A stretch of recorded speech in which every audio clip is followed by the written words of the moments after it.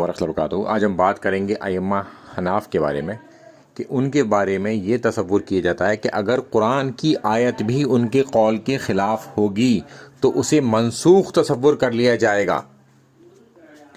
یا پھر یہ سمجھا جائے گا کہ ائمہ حناف کے پاس کوئی اور دلیل ہے مگر انہیں دکھانے کی کوئی ضرورت نہیں ہے، یہ اس میں نہیں لکھا گیا۔ اور پھر یہ کہا گیا اس میں کہ اگر اس کی ایسی بہتر تعویل کری جائے کہ اللہ کی بات بھی رہ جائے، یعنی کہ قرآن کی بات بھی رہ جائے اور ہمارے حناف کی بات بھی رہ جائے، انہوں نے اپنے حناف کی بات کو اللہ کی بات کے برابر رکھنے کی کوشش کی گئی ہے، جبکہ اللہ تعالیٰ فرماتا ہے کہ ہم منسوخ کرتے ہیں آیت کو اور ہم ہی بھلا دیتے ہیں۔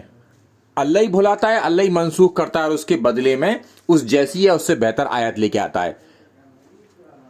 اللہ سب کچھ کرنے والا ہے، کیا تم یہ جانتے نہیں؟ اس کے باوجود بھی ائمہ حناف کی بات اللہ کے مقابلے پر لا کے کری جا رہی ہے۔